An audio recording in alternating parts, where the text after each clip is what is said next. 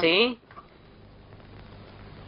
A primera hora del día 30 de agosto de 1918, un grupo de conspiradores se reunió en un apartamento secreto de Moscú.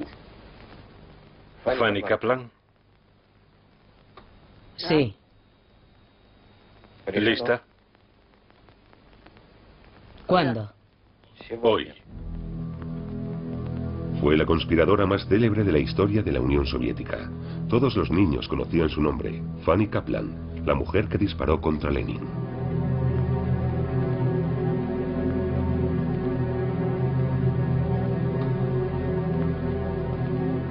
¿Pero qué sabemos de ella? La tirada especial de un periódico decía: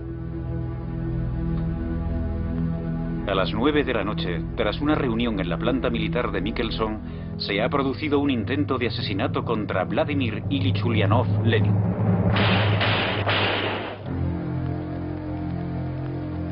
No se desvelaron más detalles sobre el intento de asesinato del presidente del Consejo de Comisarios del Pueblo. El servicio secreto ruso, la Checa, prefirió guardar los secretos bajo llave. El caso número 2162 Fanny Kaplan contiene los informes de los interrogatorios y los testimonios de los testigos. La KGB, que tomó el relevo de la Checa, consideró que se trataba de un archivo confidencial. Han tenido que transcurrir 80 años para que los historiadores hayan podido tener acceso a él. La acusación y la KGB realizaron pruebas balísticas del Browning, el arma de Kaplan y de las balas extraídas del cuerpo de Lenin. También se analizó el abrigo perforado de Lenin, que se conserva en un lugar seguro en el Museo de Historia de Moscú. El caso de Fanny Kaplan es uno de los más extraños y misteriosos que existen. Es como si alguien hubiera eliminado la mitad del informe. Fue un siglo sangriento repleto de fanáticos. Su lema era: primero unámonos a la pelea y después ya veremos qué pasa. Era como despegar en un avión sin comprobar la carga de combustible. Mi abuelo, Pavel Maliantovich, fue uno de los abogados más famosos de la Rusia prerrevolucionaria. En más de un momento tuvo el destino de Rusia en sus manos. Está claro que Semyonov no disparó contra Lenin, pero yo apuesto a que quien lo hizo fue Konopleva. Tras estudiar a fondo el caso de Fanny Kaplan, me pregunto si el caso del asesino de la familia imperial y el intento de asesinato de Lenin tienen algo en común. Tuvieron lugar casi al mismo tiempo. Todo el mundo dice que quien disparó fue una mujer. ¿Por qué? ¿Solo porque detuvieron a una mujer? Eso no tiene ningún sentido. No fue Fanny Kaplan.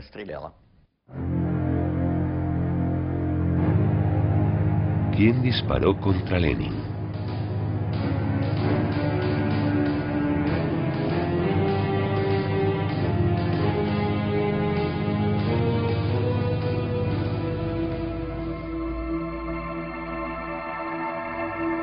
El 30 de agosto de 1918, cerca de medianoche, una mujer con un aspecto inquietante fue conducida hasta la oficina del registro militar y aislamiento del distrito moscovita de Samos-Koureche. En un principio la tomaron por una lunática. Su rostro pálido, oculto bajo un sombrero blanco y calado, escondía una mirada aterrada. En las manos, una sombrilla y un bolso raído. Parecía aturdida y hablaba atropelladamente. La vigilante, Sinaida Liogonkaya, permaneció delante de la sala en la que la retuvieron. Aún recuerda aquel momento. Durante el registro, permanecí cerca de ella con mi arma preparada y no perdí de vista sus movimientos. En el bolso llevaba una libreta con páginas arrancadas, 8 horquillas, un broche y cigarrillos. No ocultaba nada en el pelo. La desnudamos y comprobamos que no escondía nada entre las piernas ni bajo las axilas. Llevaba unas botas muy pesadas e incómodas. Uno de los guardias le tendió un papel en el suelo para que se descalzara y se quedara sobre él. Este gesto provocó que más tarde se inspeccionara todo el departamento en busca de cómplices. Aquí surge una pregunta. ¿Cuándo y cómo fue detenida aquella mujer, posteriormente identificada como Fanny Kaplan, tras el delito? Según Batulin, ayudante del comisario militar de la 5ª División de Moscú, La detuvieron directamente en el patio de la planta Michelson. No obstante, en su declaración del 5 de septiembre, Batulin declaró que la habían detenido en la calle Serpukovka, cuando intentaba escapar en medio de la multitud tras oírse los disparos.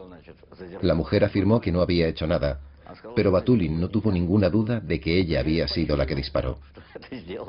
Tenía un extraordinario sentido de la justicia. Aquella noche fue trasladada al cuartel de los servicios secretos, donde Jakov Peters, vicepresidente de la Checa, se hizo cargo del caso. Las prácticas del servicio secreto están basadas en la experiencia revolucionaria. Aquellas fueron las palabras de Jakov Peters.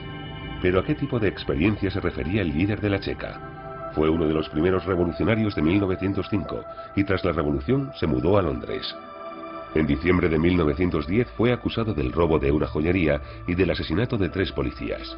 A pesar de las contundentes pruebas en su contra, los cargos que recaían sobre él fueron retirados. De vuelta a Rusia participó en la formación del servicio secreto bolchevique. Fue él, y a la sombra tan solo del férreo Félix Dzerzhinsky, quien interrogó a Fanny Kaplan.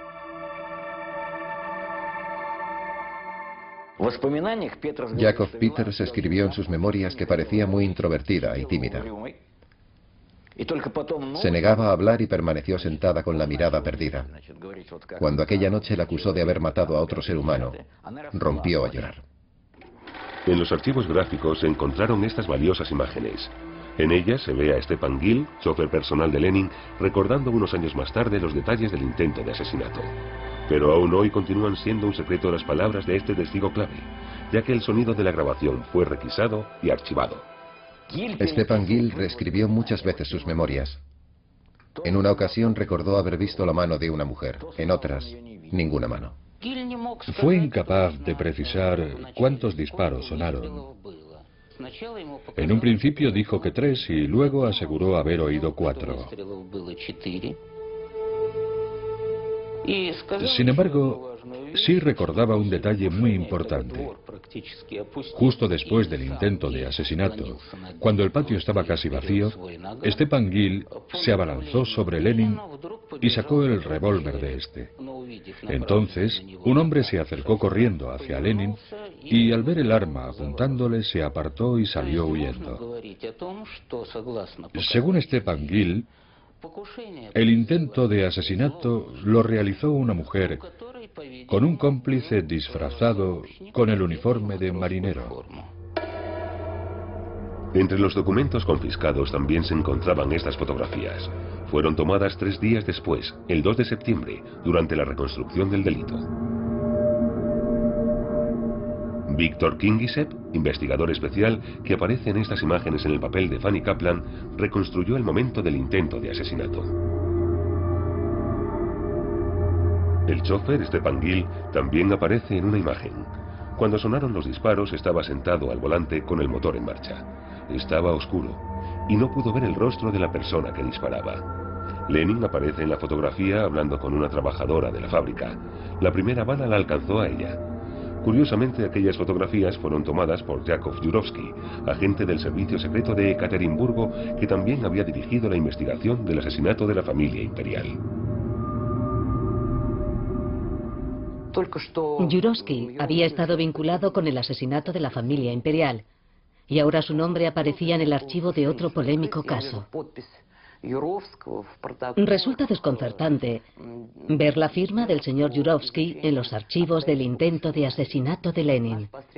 Tenía un pie en cada caso. ¿Cómo es posible?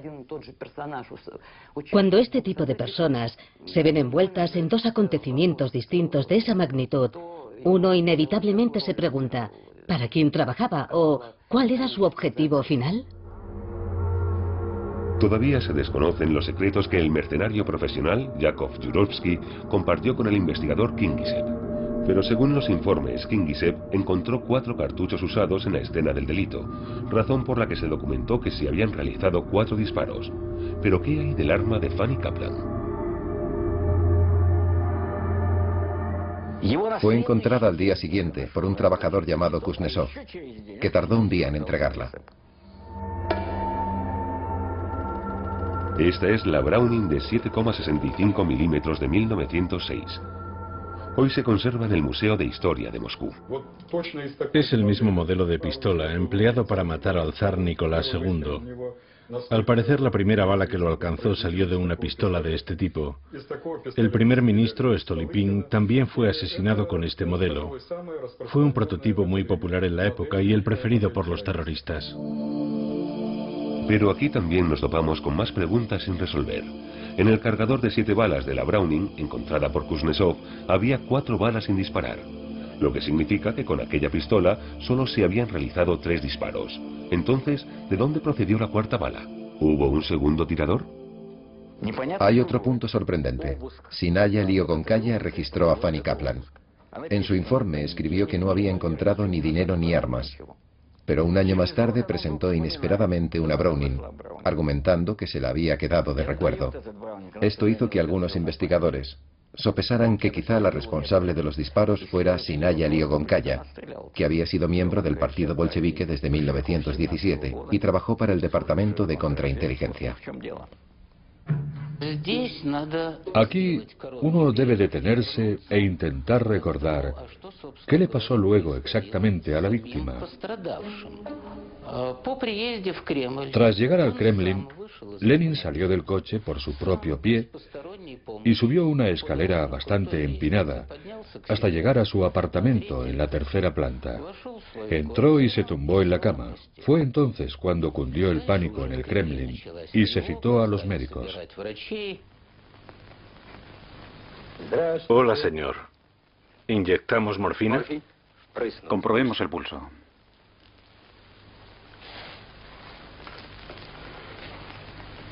Estos son los orificios de entrada. En un principio, los médicos se temieron que la bala hubiera atravesado el tórax y afectado al vértice pulmonar.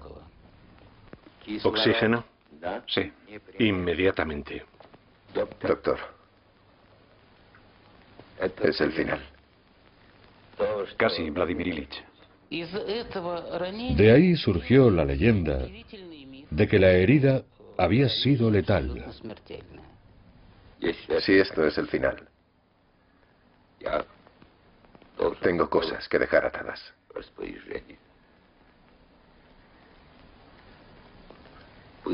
Llame a Stalin. Vladimir Ilich, sobrevivirás. La placa de rayos del pecho de Lenin, con fecha de 1 de septiembre, es también conservada como documentación confidencial en los archivos centrales del partido. Los orificios de las 2 balas se ven claramente.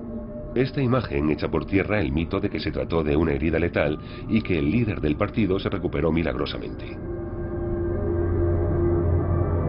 Es destacable que, por otro lado, poco después del incidente, Yakov Sverdlov, presidente del Comité Central Ejecutivo ruso y segundo de a bordo, anunciara que los socialrevolucionarios de derechas habían sido responsables del intento de asesinato de Lenin.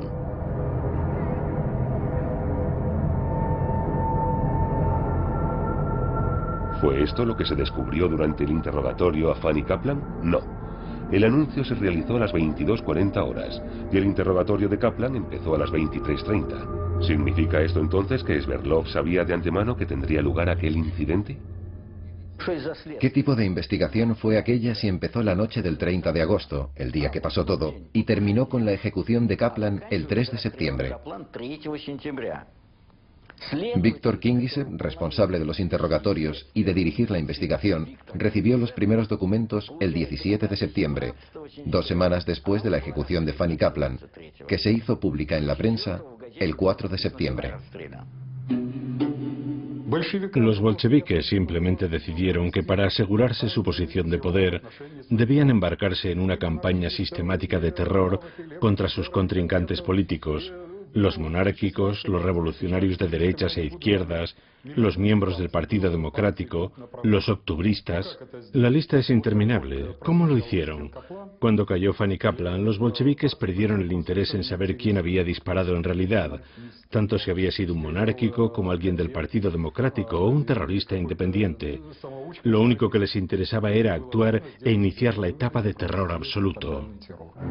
Decretos de la Unión Soviética sobre el terror rojo del 5 de septiembre de 1917.